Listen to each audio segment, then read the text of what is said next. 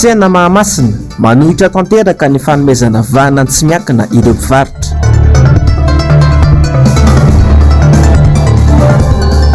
Fanondranana lavanilina sy andramena ahitana famotsim-bola mihoapapana.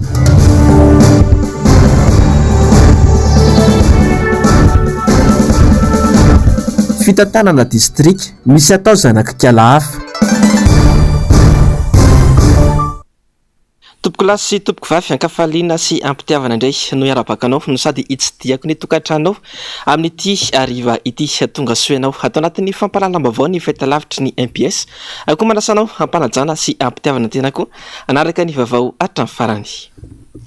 Araka na raha itsika atao anatin'ny lohatenim-baovao teo dia mifandimby manao fitarainana ary tsy manaiky ny hanomezana tsy miankina ny fitantanana ny tsena ny mpivarotra eto Antananarivo renivohitra atao ary fanambarana iombonana nataon'izy ireo teny Analakely volana maromaro lasa izay. Tombotsoan'olo tokana no tena nomena vahana ao anatin'izany ka tsy azo ekena velively hoy kosa nambaran'ireo mpivarotra tetsy amin'ny tsena Mahamasina tamin'ity androan'ity Andomiaratina tokora marola. Sesesy manao fitokonana sy fitakiana ireo mpivarotra amin'ny tsena eto Antananarivo renivohitra. Taoriany fanambarana miaraka nataon'izy ireo volana maro lasa izay manohitra ny fikasan'ny komina Antananarivo renivohitra hanomezana vahana sy ny fitantanana amin'ny tsena ho an'ny sehatra tsy miankina sy amin'ny GD sy ny fikambanana mikajy. Mitsipaka anahdra ny anaovana ny fanisana izy ireo amin'ny alalan'ity sehatra tsy miankina ity ny mpivarotra. Fihetsika izay manohitoina tanteraka ny asa fitadiavana.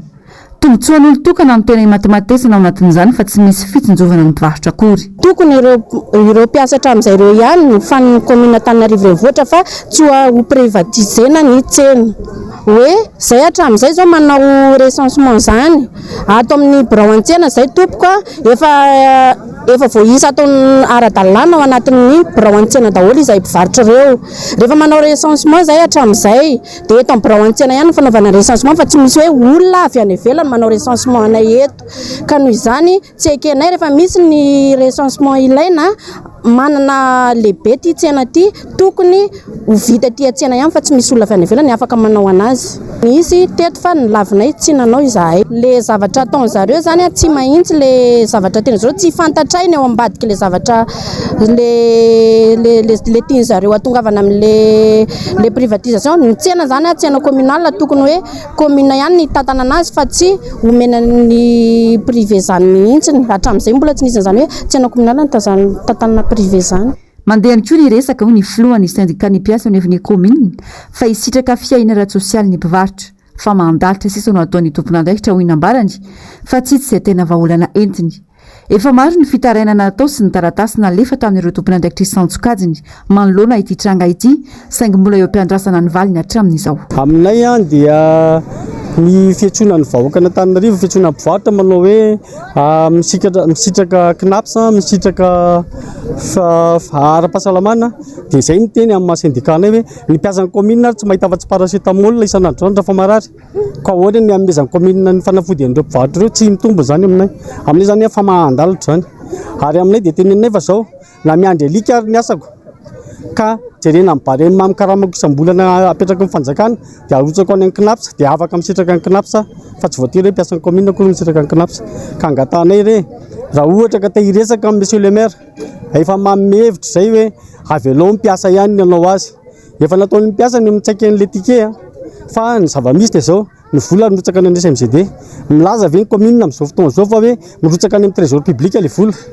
raha mirotsaka dia atao aseho ny taratasy mba tianay ho hita. Izahay efa nandefa taratasy nakany amin'ny tribunal financier nakany amin'ny ministre financier budget nakany amin'ny madame le député président de l'Assemblée nationale efa maro ny taratasy nalefanay miandry mivaliny izahay. Ny syndicat autonome de la commune urbaine Antananarivo miaraka amin'ny SMK raha mifanapahan-kevitra tamin'ny farany dia tsy manaiky ny privatisena mihitsy ny asan'ny komina aloha indrindra fa amin'ny fidiram-bola. Manjavozavo tanteraka hoy ny fanazavana ny fomba fitantanana rahabola amin'ny komina Antananarivo renivohitra amin'ny alalan'ny fampidirana ny orinasa CMGD.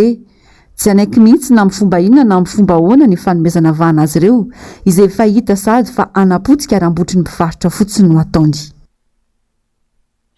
Fa lasa sehatra iray fampitsimbola ny resaka fandranana lavanila eto Madagasikara. Mifandray amin'ny fandranana antsokosoko ireo andramena misy eto amintsika izany raha ny voalazan'ny kooperativa tsy miankina iray. Hita taratra ny tsy fifehezan'ny fanjakana ireo olona manao izany fanadihadiana nataon'ny Javandriamahefa sy Mateo Prince. Sehatra iray anisan'ny manana anjara toerana lehibe amin'ny toekaren'ny Madagasikara ny famokarana ary ny fanondranana lavanila. Tao anatin'ny taona maro anefa izay saika tsy nitsahan'ny tsotsorika izany sehatra izany. Ny totongana hatrany ny vidiny ary tsy nisitraka araka ny tokony ho izy ny vidiny tena izy intsony ireo mpamokatra eny fotony. Manjaka ny tsy fandriampahalemana any amin'ireo faritra mamokatra ary lasibatra voalohany amin'izany ireo tatsapamokatra. Ny mpangalatra arak'izany no mahazo vahana ary ao anatin'izany no misy ambadika sy mafia mandray ireo vanila halatra ireo. Ao anatin'izany rehetra izany no mitady ny fomba rehetra ampiasaina ny vola azo tamin'ny fanondranana tsokosoko ny andramena ireo mpanao trafika ka amin'ny alalan'ny fanondranana lavanila no anakoman'izy ireo izany. Izany hoe lasa sehatra ataon'ireo mpanao trafika famotsim-bola izay azo tamin'ny tsy ara-dalàna ny sehatry ny lavanila ankehitriny. Tsy tantaratra nefa ny tena fanaraha-maso ataon'ny mpitondra fanjakana ao anatin'izany. Tsy azo idivirana ny fisian'ny kolikoly avolenta manomboka iny fotony hatrany amin'ny farany ambony ka zary lasa mandeha ho azy ny afera maloto ireo mpanao trafika ireo. Takona ho azy any ambadika any ny vola maloto azo tamin'ny fanondranana ireo andramena teto Madagasikara. Raha tsy aivina tamin'ny fitondrana teteza mita no nahazo vahana ny fanondranana andramena sy ny bois de rose teto Madagasikara. Tsy nahitana toy ny fanadihadiana momba azy ireny hatramin'izao. Ny sehatra ny lavanila indray no atao ampimamba ankehitriny. Mampieritreritra fa amin'izao fotoana izao dia mandalo any Eropa ny mpandrara vitsivitsy miaradia amin'ny fitondrana, manao fampirarana momba ny fanondranana lavanila. Ny lavanila izay noferana ho 5,000 sy 7 ariary ny vidiny ambany indrindra, alaina eny amin'ny mpamboly amin'izao fotoana izao. Mitaraina ireo tantsaha ankehitriny satria tsy araka ny tokony izy izany vidiny izany. Anisan'ny fampanantenana nataon'ity fitondrana ankehitriny ity anefa ny ampiakarana izany vidiny lavanila izany ho avy telo eny. Fataka ny faritra maro manerana any Madagasikara dia mizaka ny voka-dratsy ateraky ny fahatapahan-jiro lava reny ny mponina ao Ambatondrazaka amin'izao fotoana izao. Mikorotana tanteraka ny asa mandrarahan'ireo olona izay mampiasa herinaratra any an-toerana. Velotaraina mahakasika izany indrindra moa ireo mponina any Ambatondrazaka any raha nanaovany Nirandry Narivony mpanao gazetiny MBS any Ambatondrazaka fanadihadiana. Manampitrotroka ny fahasairana ny famentsady amin'ny vahoaka malagasy ankehitriny ny fisian'ny délestage. Betsaka amin'ny mponina aty Ambatondrazaka izay parafara-vola no mampiasa herinaratra amin'ny asa fivelomany. Ankoatr'izay, lasa voahelingelina ny fianaran'ny mpianatra indrindra ireo miatrika ny fanadina mpanjakana. Mitondra ny fitarainany makasika indrindra ireo olona sy andranay. Tsy maintsy miafy amin'ilay labozia zany ny ankizy. Dia samy hafa nefa ny mianatra amin'ny jiro sy amin'ny labozia mba misy fisokafana kokoa saina rehefa hoe mazava tsara ny toerana ianarana. Eo amin'ny fandrarana ihany koa mampianatra informatika zahay voatery hoe tapatapaka na hoe mamerina an'ilay ankizy mihitsy. Tsy afaka mandeha mihitsy ilay fampianarana satria tena miankina amin'ny herinaratra ny fampianarana an'ilay informatika. Tena grave be le délestage satria zay zao mpanao mofo ny asanay dia be mofonay sy mavonitsoka anatiny foana dia tapaka le jiro dia tonga dia rahatena daholo ny aminay dia maty antrasa perte be zay. Mangataka anareo jiramaza atao an'io le jiro fa mijaly be zay mpanjifa nefa jiro alohanay normal nefa le jiro tapatapaka ohatry. Ao anatin'le fotoana nenjehanay an'le asan'olona sy ao anatin'le fotoana amohanay an'le entan'olona zao no tapaka le jiro dia lasa voatery zay lasa manetsika tanana miasanina nefa le alina tolo izy any amin'ny vanisasa mitonga le jiro. Mangataka zany zay ivery mba tsisy ny délestage tsony. Vinary vao mba hahatsapy izao fahasaranany vahoaka malagasy zao ny mpitondra hatreto aloha dia toy ny rano tete an-damosiny kanakana ny fitarainam-bahoaka fa izay mahadevolana ny sain'izy ireo ihany no ataony. Mila mitsoro arak'izany ny vahoaka malagasy mba hanohitra izao tsy firarahiny ny mpitondra fanjakana azy izao.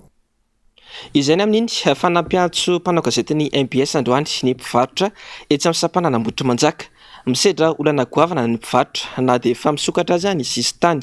Ny ankamaroany ny mpivarotra aza dia voaterina nidy ny tsena ny tanteraka. Jessica Miray sy Andry Rakotomalala.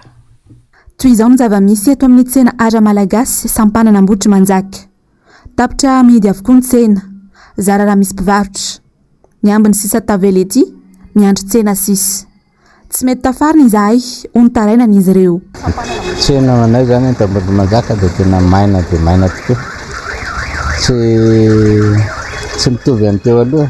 Nana 2008 tena mbola miaina tsara zay tamin'ny andron'ny Ravaly zany. Tena tianay mihitsy ny andron'ny Ravaly, tianay mihitsy ny iverenany. Zara raha malafo ohatrany hoe malafo 100,000 zao lany faniny fa tsy miverina masokarena. Lany sakafo zany le vidinetana fa tsy tombaritra mihitsy. Tena marina efa azo lazaina ozy nareo hoe niala tamin'ny confinement tsika. Confinement ny aretina moa zany ny tenenareo fa ny confinement ara-tsena ety aminay tena mbola mitraika be. Misy ny vahiny fa ny vahiny mandeha ety dia mizaha tany fotsiny ve izy satria izahay tena raha ara-barotra ara-pivelomana dia mbola mandalo fa sahiranana. Fa tena sahirana tokoa izay mpivarotra sikotra mpanao asa tanana ety amin'ny Ara Malagasy satria raha ny vahiny aloha hatreto ndresana dia azo lazaina hoe tsy misy vahiny fa vahiny efa zana tany angamba izy na vahiny manana havana ny tongeto fa le tena vahiny mpandraraha aloha zany hatreto dia mbola tsy misy mihitsy eto aminay amin'izao fotoana izao. Ankoatra ny tsy fisintsena, manao antso ihany koa ireto mpivarotra ireto fa anisan'ny olana sedrain'izy ireo ihany koa amin'izao ny tsy fahazahoany asa tanana malagasy mivoaka ny ivelany, indrindra ny asa tanana vita amin'ny hazo sy ny vato. Zay indrindra ny anaovanay antsoavo. Aloha zahay antsoavo dia mahazo micro fa anisan'ny tena misedra olana izahay. Raha misy vahiny mandeha miantsena ity dia maheno milazana zany atao hoe asa tanana malagasy izy dia liana. Tena tiany le izy anefany dia miteny izy fa tsy tafavoaka eo ivato ny zavatra amidinay. Ny antony tsy fantatray satria zay raha mivarotra nge dia objet de cadeau no amidinay dia mendrika hitondra zany ny vahiny izay te hanjifa ny vita malagasy. Zany hazo zany dia raha eto aloha zany tena ny vahiny raha tsy te hitondra an'le izy satria milaza izy ireo fa na te hividy ary izy rehefa tonga eo avato dia tena sarotsarotra be hono mamoaka azy. Tsy fantatra hoe sarotra hoana moa kanefa zavatra efa asa tanana efa vitane io fa tsy hoe bolongakazo be no alefana ihany na palissandre be na bois. Zay ara moa tsy manana an'izany bois de rose zany fa zareo angamba tsy fantatro nefa zavatra kely vita amin'ny hazo kely sikotra kely ny atao dia tsy afaka mivoakeny. Tena zareo mihitsy miteny hoe zay te hividy fa sarotra be aminay ny mitondra azy. Raha ny fanazavana ireto mpivarotra ireto hatrany efatra amin'ny krizy politika ny taona 2024 no totongana ny tsenan'izy ireo. Nanampitrotraka ihany koa anefa ny amiana ara-pahasalamana. Saingina indray mandeha azy, tsy nisy nijery ny tompona ndraiky mpahefana, tsy mbola nisitraka fanampiana ihany koa. Lafimavao fanatanjahantena dia natsatry ny ligy 12 amin'ny 15 manerana any Madagasikara amin'ny taranja karatedo amin'ny asany ny komity mpanantanteraka eo anivon'ity federasiona ity raha nitapaka nandritra ny fivorimbe no tanterahan'izy ireo teny amin'ny lapan'ny fanatanjahantena Mahamasina tamin'ity androany ity. Natsangana araka izany ny delegasiona manokana Vonjamaika hitantana ny federasiona mandrapisy ny fifidianana izay ho atao Joel Andomiaratina Tokiramarla. Mamiratra trany ary manana ny laza ny Madagasikara raha ny lafo ny fanatanjahantena no resainy. Saingy tsy mitombina intsony tato anatin'ny taona maromaro noho ny antony samihafa. Manana olona sy atleta manampahaizana maro, afaka niaro ny vonina pirenena saingy tsy voatrandraka izy ireo, indrindra ny any amin'ny faritra. Misy ny olana ara-potitra-avitrasa, ny olana ara-bola, fa goavana indrindra amin'izany ny olana ara-pitantanana, toy ny misy eo anivon'ny federasiona malagasy ny karatedo. Tsy misy ny mangarara ny tatitra ara-bola, manjaka ny fanavakavahana ligy sy ny fifehezana samirery ny fitantanana.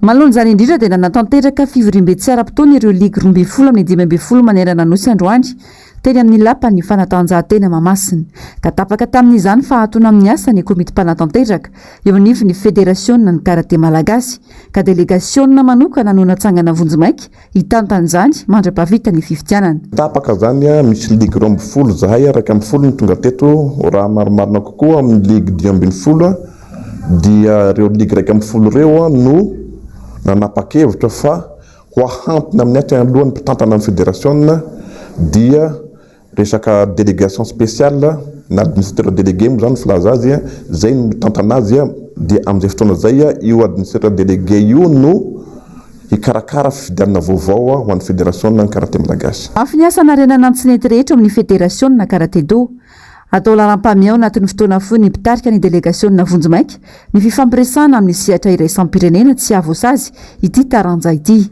Ka ny zavatra ataonay manaraka zao dia hiataky avy hatrany zay ny international tsy hoe zay vao hanomboka fa ny firesahana tamin'ny organisme international sy ny entité international dia efa nanomboka tokoa ary tao anatin'izay mbolan'izay dia efa nandeha foana mino zay fa tsy ny karate do mihitsy no mety ho voasarotry ny taranja hafa satria alohan'ny anaovana zavatra dia tsy maintsy efa jerena hoe aiza no lalana andehanan'ny tongotra. Mariana fa tsy tonga nanatrika ity fivirimbe ity ny filohan'ny federasiona sy ireo komiti-panatanteraka izay tena antom-pivori. Vaovao avy any Fianarantsoa zazalahy kely sabo fito volana tao Ankibo no hitan'ny fokon'olona nisy nanary tao anatatatra atao Tanambao fokotany Ambatomena Fianarantsoa any Alarobia lasa teo. Nitatatra amintsika ny antsipriany momba izay Bakisandriananja MPS Fianarantsoa. Tranga mampalahelo no seho teto Tanambao tsy tiana fokotanina Ambatomena Fianarantsoa ny Alarobia maraina lasa teo. Zazalahy kely sahabo eo amin'ny 7 volana tao Ankibo no hita nisy nanary teo amin'ny sisy tatatra. Olona sendra nandalo no nahita sy nahatsikaritra azy ka ny antso ny manodidina sy ny tompona raikitry ny fokotany manoloana an'izany. Ny tantarany zava-misy moa ny ray mpianakaviana izay nahita azy. Ny fahitana anazy voalohany zany ny tena marina dia lalana matsy zany eto dia niakatra zany za dia ohatran'ny misy kanalina matsy eto dia misy tioko akaiky dia miveriseny le taolina ny le tio dia ohatran'ny hoe misy saribakoly dia nanatonako le izy ka ilay izy saribakoly fa olona dia napiditra crédit zany za dia niantso ny filohan'ny boriboritany dia zany nahety. Manoloana n'ity trango ity indrindra dia manana ny ambarany antsory zareo avy eo anivon'ny fokotany amin'izao toedra raha mampalahelo izao. Aloha dia tena taitra mihitsy ny nasony le zalahy hoe misy fatin-jazakely ao dia niazakazaka ny jerety dia tena mampalahelo mihitsy aloha raha ny toe-saina salam'izao hoe zaza voateraka ve dia ariana ty anaty kanalina maloto salam'izao dia manaitra ny vehivavy rehetra na ny lehilahy hoe ny lehilahy sy hoe mametraka fosiny dia ariana dia manjary ny vehivavy ny zakan'le vokatry le natao dia nefa rehefa mivoaka indray ilay zavatra dia nariana ty anaty tatatra ty anaty kanalina maloto zany dia amiko aloha zany dia tsy mety zany ny zon'olombelona atao amin'ny zavatra maloto salam'izao mba tokony mba hoe nitezaina rehefa nateraka fa sy ariana dia zany marina hoe meno olona zay tokony hitaiza azy fa sy tsara ny mamono olona salam'izao. Maro ny tranga mampalahelo toy itony ary tsy mitafatasiny ireo olona mifandikan-dalana maro isan-karazany samy manana ny andraikiny ny fiarahamonina ary indrindra tompona andraikitra amin'ny zava-miseho eny anivon'ny fiarahamonina sy ny fiainan'ny vahoaka ny fitondram-panjakana misy ankehitriny. Asana ny fanabeazana na ny fampahafantarana avy any amin'ireo tompona andraikitra maro isan-karazany no gorakora ka lasa tsy atahoran'ny vahoaka intsony na koa hoe ny vahoaka mihitsy nefa tsy mahafantatra intsony ny zavatra tokony ataony noho ny amafy ny fiainana sy ny fahasairanana misy. Ny zavatra tsy azo lavina dia samy manana ny andraikiny ny tsirairay amin'ny maha olo-pirenena azy manana didy antsoa amin'ny tambelina andraikitra ny fanjakana anisan'izany ny fanabeazana ny vahoaka indrindra antsoa amin'ireo karazana fampanarahan-dalàna izay tokony ataony. Raha izao zava-misy izao dia simba sy very tanteraka ny soatoavina malagasy mihamangatsika ny fon'ny olona tsy misy fitiavana intsony tsy misy tahotra ary miafara amin'izao fandikan-dalàna izao. Fa nisy ny atrikasa fanombohana ny anjara toeran'ny fatra arovana sy ny valan-javaboary eto Madagasikara eo amin'ny sehatra ara-toe-karena nataon'ireo mpisehatra rehetra eo amin'ny fiarovana ny tontolo iainana tamin'ity androany ity. Hitantaratra tao anatin'izany fa manana anjara toerana eo amin'ny resaka fampandrosoana ny firenena ny fatra arovana ka ilaina ny ezaka sy ny fikolokoloana ary ny fiarovana azy ireny. Miala irarinombana Andrina Kotomalala. 13 ireo faritra arovana mijoro ara-dalàna eto amintsika amin'izao fotoana izao izay manana velarana fitapitrisa hektara eo, izany hoe 270 ny velaran-tany ny Madagasikara. Tsapanefa fa miapotika ny tontolo iainana eto amintsika noho ny tsy fahampiana mianjady amin'ireo mponina mipetraka manodidina ireny faritra arovana ireny. Ankoatra ny fiarovana amin'ny fiovaovan'ny toetrandro mantsy, manana andraikitra goavana eo amin'ny lafiny ara-toe-karena sy ny fampandrosoana ny fananantsika ireo faritra arovana ireo. Antony idiran'ireo mpiara-miombona antoka toy ny la Fondation pour les aires protégées et la biodiversité de Madagascar na ny FAPBM sy ny USAID antsehatra amin'ny fanatsarana ny farim-piainan'ireo mponina mipetraka manodidina azy ireny amin'ny alalan'ny famoronana azy. Nomena anjara andraikitra miaraka amin'ireo mpiara-miombona antoka ireo amin'ny fananganana foto-drafitrasa toy ny sekoly sy toeram-pitsaboana izay tafiditra ao anatin'ny filan'ny mponina ihany koa ireo mpitantana amin'ny faritra arovana ahafahana manatratra ny tanjona. Ireo valan-javaboary sy faritra arovana misy eto amintsika ireo tsy hoe fiarovana ny tontolo iainana fotsiny ihany fa tena manana anjara toerana lehibe eo amin'ny lafiny ara-toe-karena. Izy no avokafoka mamelona an'ireo mponina izay mipetraka manodidina ny faritra arovana eto Madagasikara. Izay rehetra izay zany no napetraka tamin'ny androany hoe anjara toeran'ny faritra arovana eo amin'ny fampandrosoana ara-toe-karenan'ny Madagasikara. Dia hita zany fa tena lehibe sy manan-danja ireo faritra arovana ireo. Ny olana sedrain'ny faritra arovana eto Madagasikara dia eo aloha ny olana avy any ivelany. Hitantsika fa misy ny ahitany any atsimo noho ny fahasamban'ny tontolo iainana dia misy ilay fifindra-monina. Dia ireny zany lasa tsindry manerana Madagasikara. Ny faharoa izay misy fifandraisana amin'ilay voalohany ihany dia ny fiovaovan'ny toetrandro. Lasa sarotra zany ny asa famokarana aty ivelan'ny faritra arovana dia lasa alaim-panahy ny olona hiditra anaty faritra arovana hamokatra. Dia lasa miteraka tsindry be ho an'ireo faritra arovana ilay izy.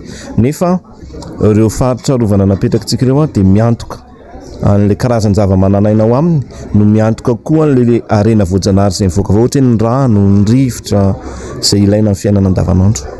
Ny ezaka atao zany amin'izao fotoana dia misy ny fampivadiana ny fiarovana ireo karazany zava-manan'aina sy ny fampandrosoana ny olona izay mipetraka manodidina ny faritra arovana.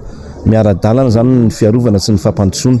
Ao anatin'izay fampandrosoana izay dia hatsaraina ny velon-tenan'ireo olona mipetraka manodidina ny faritra arovana.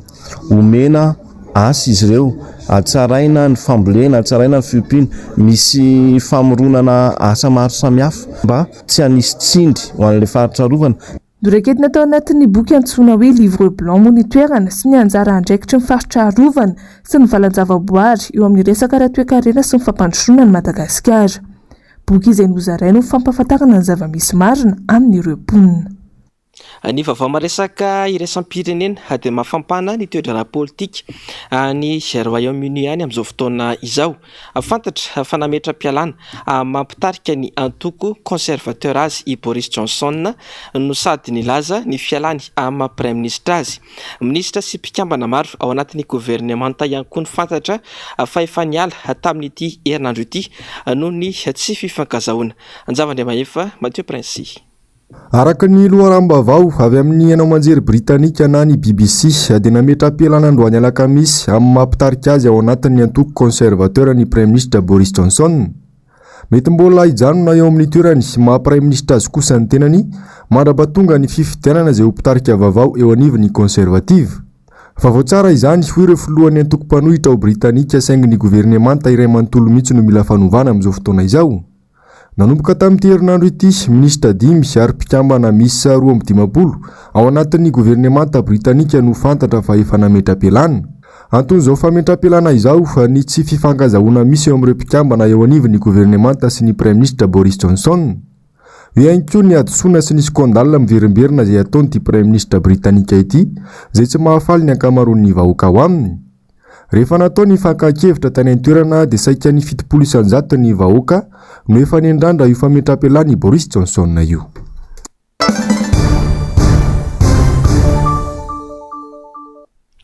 Fa tsy tampaka amin'ny vahoaka eny fotony mihitsy ireo tetikasa ny gouvernemanta izay lanin'ireo solombavambahoaka eny anivon'ny anteny meram-pirenena sy eny anivon'ireny anteny meran-dorona ireny. Zary fandrebirebena saim-bahoaka no tazana eo amin'ny solombavambahoaka sy ny fahefana para-tanteraka. Germain Menjanary, Manora Andriamalala. Tao anatin'ny 12 taona izao lany 100 isan-jato foana ny lalàna amin'ny feny ny teti-bolam-panjakana rehefa tonga eny anivony anteny meram-pirenena. Solombavambahoaka manoana fitondrana no betsaka sy maro anisa ao anatin'ity androm-panjakana ity.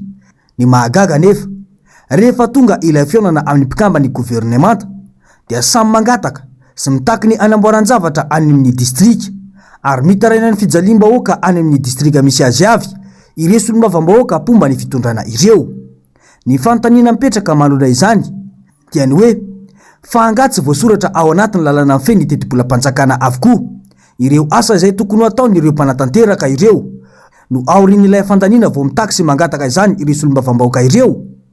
Midika izany fa tsy mamaky akory io lalàna amin'ny feny ny teti-bolam-panjakana io ireo solombavambahoaka ireo. Ny tsikaritra dia miaina amin'ny fiatsaram-belatsiany ireo nofidiana isolovava azy ny vahoaka malagasy ankehitriny. Mazava ny anay hoy ireo solombavambahoaka avy amin'ny antokotimy fa ny asa ho an'ny vahoaka no imasonay ka mahatonga anay tsy andany ny teti-bolam-panjakana izay tsy mazava sy fotoana fohy no omena azy andanina izany. Atao fotsiny le teti-bolam-panjakana dia sorasoratanao zay tianao soratanao fa mifanatanterahana zero.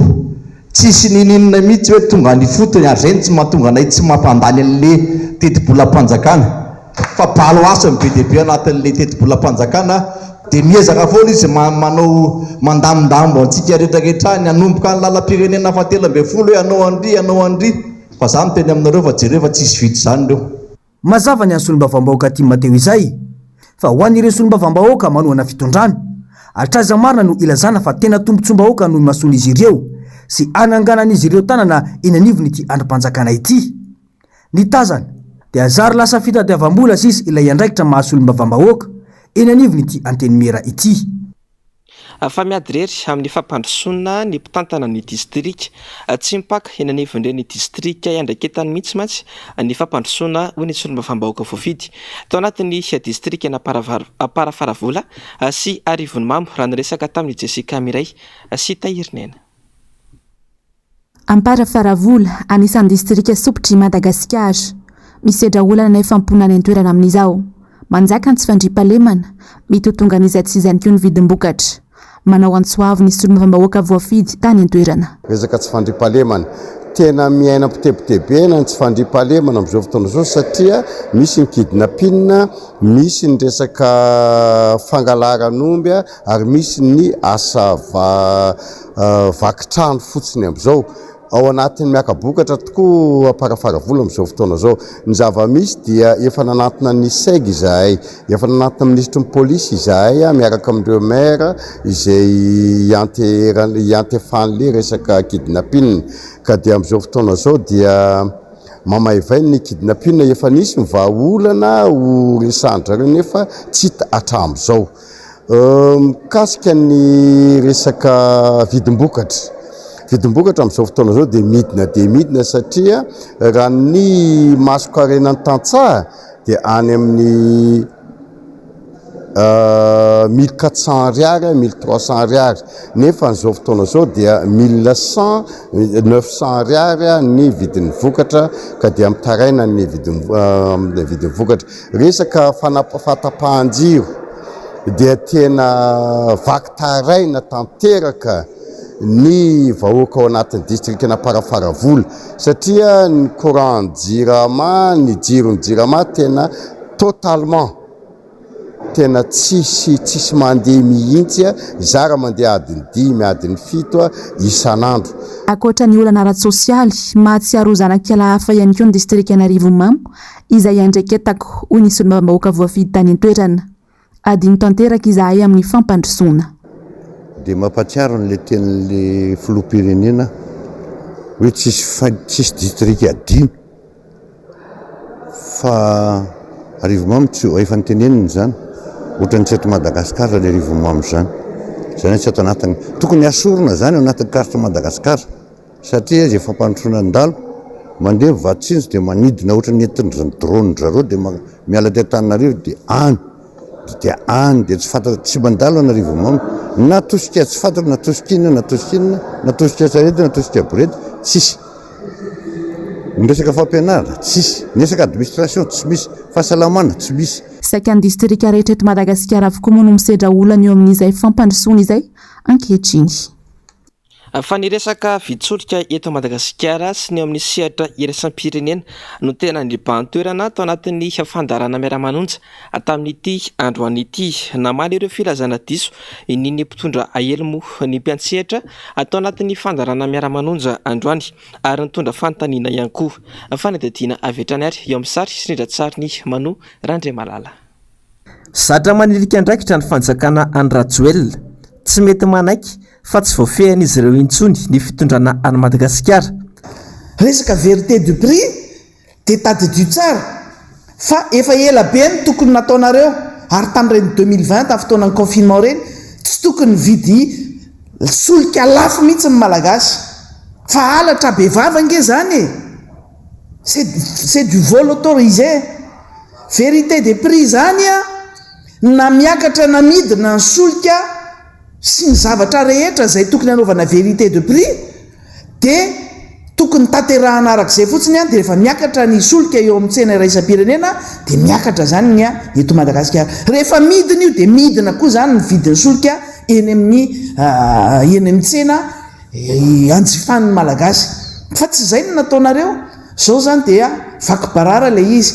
Ny tale général ny OMH iny no niteny iny hoe manao vente à perte zany zao ny malagasy.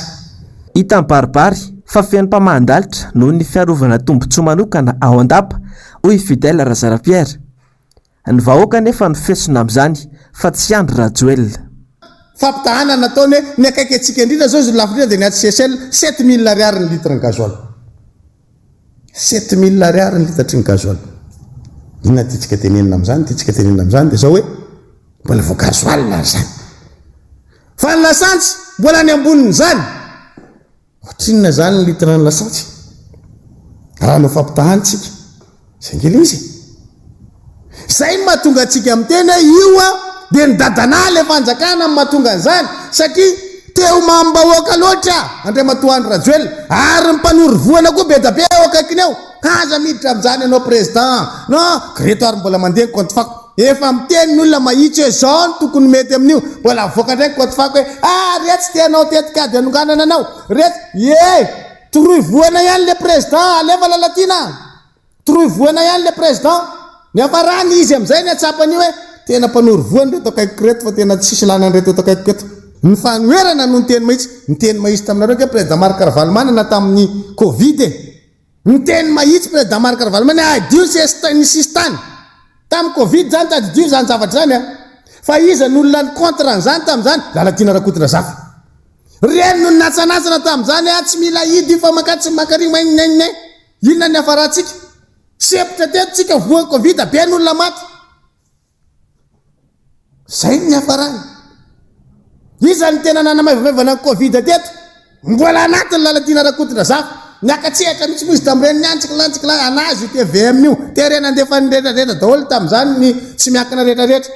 Izy rôle mihitsy raha matoa. Fa inona ny afarany sepitra teto tsika? Nanaraka ny teny président Marc Ravalomanana izay filohan'ny fanoherana tamin'izany fotoana izany nakatona ny sistany. Tsy ohatr'izay ngeny nahazo antsika. Dia miteny ndray zahay amin'ilay solika. Iza indray mbola amin'antsanatsa Lalatina Rakototra Zafy. Dia ino miteny iny tale général OMH? Afantaro anazy DG. Hoe ny aty CSL nge 7000 ariary. Ramatoa Lalatina Rakototra Zafy. Tamin'ny vanim-potoana nampirongatra ny Covid-19 manerana izao tontolo izao dia nidina ambany dia ambany ny viditsolika teo amin'ny sehatra iraisam-pirenena. Tsy nidina nefa ny teto amintsika ka nampametra-panontaniana ny solombavambahoaka hafa izany. Fanontaniana mipetraka dia hoe ny kompania ve no tsy mety manaraka ny korban'ny vidin'ny solika eran-tany? Apetraka ilay fanontaniana.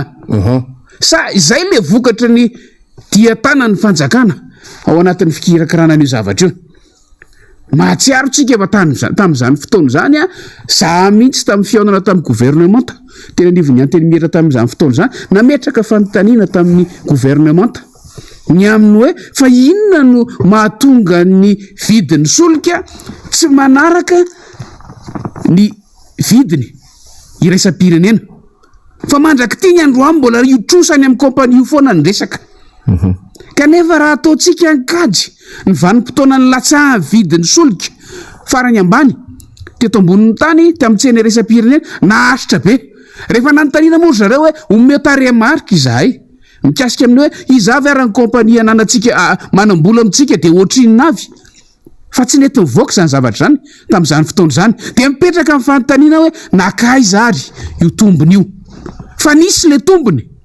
Nisy olo tena ny zanaky Fianaratsoa kosa de nitondra ny marary azy ireo de malahelo vahoaka Fianaratsoa hoe fa maninona de tena lasa miara ratsy ohatr'izao ny fiainanay ary ny mpandraharaha rehetrarehetra ao Fianaratsoa de kivy mihitsy am'izao fotoana zao hoe ohatra misehatra nina ny fandraharana ohatra foana mba hampazavany olona am'sehatra ny varotra ohatra ny mpivarotra zao raha ohatra izany taloha maka entana indray ao anatin'ny herinandro zany hoe izy efa intelo maka entana zany hoe vola eo ampelantanana zany de efa manomboka tsy ampy vola eo ampelantanana de zay eo ampelantanana kely aloha akana de andray verina mandafo de zay lafo indray akana satria miakatra be ny gon'ny siramamy ohatra fotsy zay teneniko zay miakatra be ny anina biton de ireo rehetrarehetra reo zany raha reo mpitondra vatananareo no mirahina sy miray saina hoe andaotsika hiara iady voaka amin'ny baolina fa inona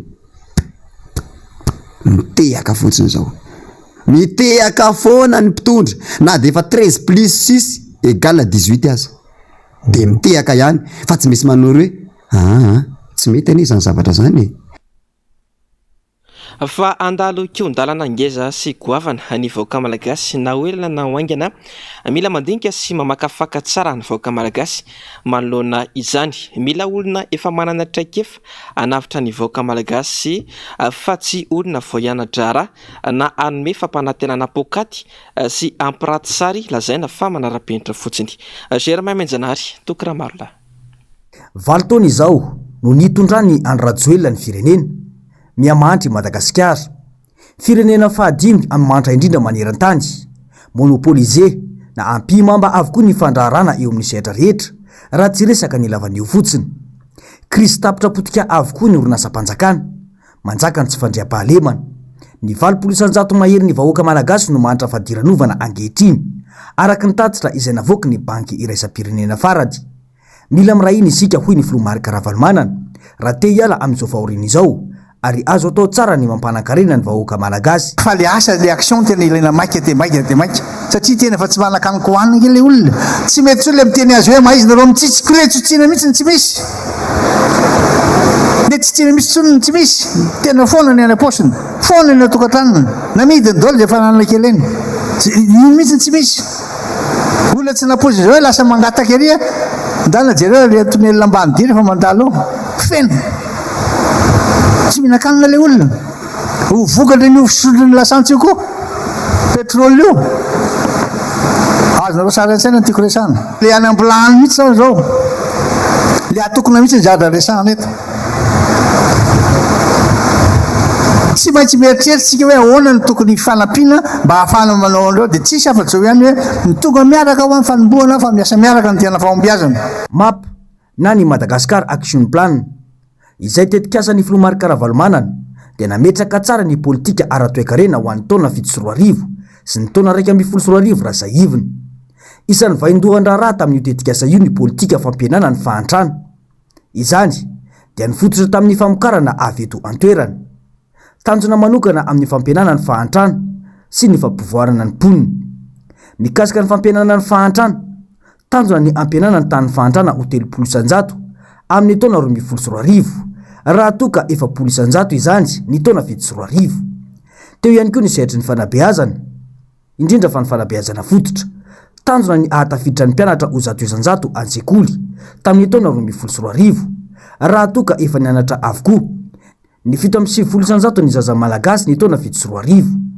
ny fampitomboana fampidirana rano fisotro madio iny anivon'ny fokontany ho 500 farafahakeliny tamin'ny taona 2012 ary ny fandrakofana ho 400 ny commune amin'ny alalan'ny teknôlôjia vaovao azo atao tsara ny mamerina izany mba ho tombotsoan'ny malagasy hoy ny Filoha Marika Ravalomanana fa maro no ilesoka hita nandritra ity fitondrana ity ary tsapa fa tsy manana akory nitraikefa amin'ny fitantanana ny mpitondra amin'izao fotoana izao fa manandrakandrana fotsiny ihany.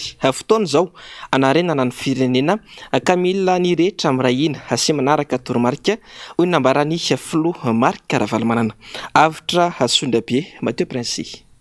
Namelona ny ampopony malagasy izay latsaka tao anaty famozam-potanteraka noho ny fahantrana tsy azo ivalozana nataon'ity fitondrana ankehitriny ity indray ny filoha Marc Ravalomanana. Naseho ny hatrany ny fahavononany sy ny finiavany anavitra indray an'i Madagasikara sy ny vahoaka malagasy. Olona vokitraika efa sy mahay mitondra ary manana haitarika no ilain'ny firenena. No porofony izany nandritry ny lahateny nataony tamin'ireo mpanaradia azy. Tsy asakana mihitsy ianareo satria tsy nareo no mibaiko koa fa matoky an'Andriamanitra ary mino aho ary sa toerana izany kino ataontsika aza mieritreritra nareo malagasy, aza manaritoky anareo ry malagasy fa hijanona izao fahoriana izao ho avy ny fotoana anana daholo indray malagasy rehetra, hisakafo tsara daholo indray malagasy, tsisy manilika ndraikitra izany eo raha 7 taona na 8 taona raha bendrina nanaovantsika an'ireo asa rehetrarehetra eo vitatsika ka hoana ny tsy avitantsika indray manaraka aza manaritoky mihitsy, never give up. Tsy rariny loatra tso zao ienanareo zao, ienanareo aza mieritreritra mihitsy anao fa zany tarika ny ampisevako ny tena fahasaina manao azy. Fantatro ny tokony ataoko tambiavana indray fitondrana voalohany raha tehiteny ianareo be ny tanàna tamin'izay nisy ankizy may 92 millions tamin'izany fotoana izany ny etoana azy nakany ivelany nitsabona azy velona somatsara tonga taony ray aman-dreniny tsy voizao zany foroeniko eto amin'ny rehetra ary tsy zany mba manao an'izany zavatra angano sy sarisary zany amiko zany hoe manao zavatra amin'ny kalitao tena izy dia miaigna indrindra amin'ilay fahalalana aloha dia efa avy eo manaka olona manam-pahaizana manara-maso dia efa avy eo tsy maintsy vita tsara ilay izy. Zay ny atao hoe manaraka tsara ny norme, tsy maintsy miezaka isika mba hanavitra ny namantsika satria tena latsako anatin'ny antsana mangitsimbitsiky ny fahantrana ny malagasy. Tsapako ary fantatro avokoa ny ainanareo vahoaka ho antranony filoha Marc Ravalomanana da fotoana izao hijoroana. Mila verina ny fanajana ny lalàna izay vao hitsakitsaka ka lasa mahagaby raraka ny fiainam-pirenena iray manontolo, indrindra fa manjaka izay tsy izy ny kolikoly izay miteraka voka-dratsy eo amin'ny fiainana andavanandro ny rehetra mihitsy noho ny fisian'ny gaby raraka sy ny fanararao-tapahefana ka ireto mpitondra ihany no mahazo vahana. Ny antony itenenako eto amin'ny vahaolana ny olona ilaza amin'ny olona fa hoe voalohany indrindra tsy maintsy rahantsika aloha anaraka tsara ny fitsipy-dalaona ny discipline, tsy hanavahana mihitsy, tsy hananakavana mihitsy fa manao repetaka azy. Nampandeha ny fitondrana teo aloha raha teo fantatrareo secret dia ny nanangalana an'io Bianco io manontaniana reo fianakavianareo na ny namanareo na dadanareo fa tsy naka rembolanja tamin'ny reny mihitsy rehefa nalampy azy nanao nanangana orinasa tsy naka mihitsy ariary i ala mampalelo ary firifiry reo orinasa zay nilaza hoe tamin'ny andronao ty dada, tamin'ny andronao ty dada za ty eto ihany nefa jereo ty anareo koa tsy maintsy arenitsika reny, tsy mahita tiana vahaolany reny. Inona mahatonga an'io hoe misy ny corruption tsy ametsina izay olona rehetra koa fa tsisy tsony ny an'ny koanina lava vidim-piainana, tsisy tsony ny devise eo am-pelantanana. Mahatonga an'izany dia ny fitantanana gaby raraka ny fitantanana tsy mahomby, tsy hanaratsy an'izy antsony an'izy satria zay ny zavatra resahany sasany eo. Dia niresaka tamin'reto sy olombavabahoko amin'retroreto be amin'ny devan reto inona ty nataonareo amin'tikatra ilay fantaninan'ilay any loza président e tereko masaka fotsiny zay hoe tsy maintsy raniny ty andro any amin'ny ty 17 volana jony ty fa ahoana dia natao zay nanontaniana azy lasa hivoaka dia nanao conférence de presse dia nijanona teo nefa io no mahafirenena ny firenena, io ma gouvernemanta hoe io teti-bolam-panjakana io no mitatana ny firenena mandritra ny heritaona. Io daholo manao ny programme ny asan'ny gouvernemanta hoe zao volanao, zao volanao. Tsisy firenena mandroso eto ambonin'ny tany. Averiko aminao tsy misy firenena mandroso eto ambonin'ny tany ka tsy voafehy ny resaka kolikoly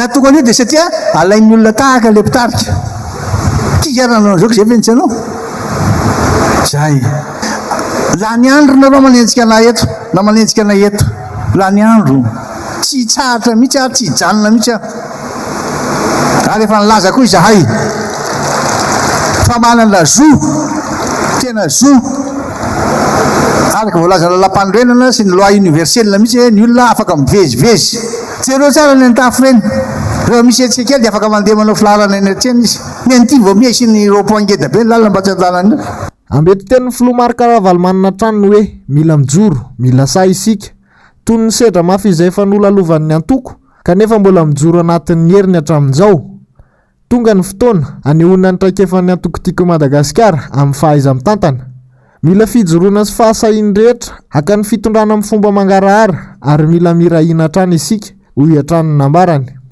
tena mila fahaizana tsy andrak'andrana mitondra firenena misy ny teny tena nao ohatra hoe misy olona lazaka anaty ranomasina dia hoe ovonjena le izy ka misy tsy mainy lomano koa dia militilitika any izy indray maty zao mahazo atsika amin'izao fotoana zao andrak'andrana mibetsaka no ny tena izy dia rehefa sahino mila malala mila mahay mila mavita ka zay traikefa zay 20 taona hitsanganantsika tiako Madagasikara zay fa ny traikefa nanana nandalo karazana zavatra maro tena zava-dehibe zay tena manana expertise filazana azy na tena fahaizana manokana mihitsy zany hoe zao zavatra mitranga dia zao natao inona manakana atsika amin'izao fotoana zao raha milazitsika zao zavatra misy eto Madagasikara lazaina daholo rehetrarehetra mametoky anareo zay fa tena izao nataonay io fampatokoisana io tsy maintsy apetraka aloha dia isiny ny fisakinantsika malagasy fa minonareo asahina reo mijorona reo fa vitatsika no manarina ty firenena ty anaty fotoana foy vaolana ameko anareo tsy azo atao misy no mandangalangy manivatsiva ale Andriamanitra raitsika tsy azo ataotsika mihitsy zany tsy maintsy mieritreritsika hoe ahoana ny tokony fanampiana mba hahafana manao an'ireo dia tsisy afa-tsy zao ihany hoe mitonga miaraka ho amin'ny fanomboana fa miasa miaraka ny tena fahombiazana zay ny ilaina nangalana amin'ny fahefana fa raha voazy fafaina matoky antsika nireo le mpiaradia amintsika ireo vetivetika aloha dia vita tsy maintsy zay aloha ka zay tsy afaka miaraka aminareo raha tsy ampilatanareo fahefana tsy maintsy ataotsika nangalana an'io ary efa maka azy sika fantatr'Andriamanitra ihany ny fomba mangalana azy resy lahatra ny rehetra fa tsy misy afa-tsy ny filoha Markaravaly no afaka manarina indray ny firenena manoloana izao fahantrana mangitsokitsoka izao velombolo indray araka izany ny vahoaka malagasy ary naneho ny fahavononany fa mierina indray ny filoha Markaravaly eo amin'ny fitondrana amin'ny fifidianana 320 ny fandarana Global News avy hatrany no arainao aorin'izao fotoana ny fampiralam-bavao izao aorin'izay kosa ny fandarana ahoana marina ary noronan-tsary ndray amseho mitondra lohateny hoe les aliens ono no arainao aorin'izay fandarana anankiroa izay misaotra anao ary nanaraka ny vavao hatramin'ny farany ary mametraka ny veloma mandrapitafa ho amin'ny rapitso indray veloma tompoko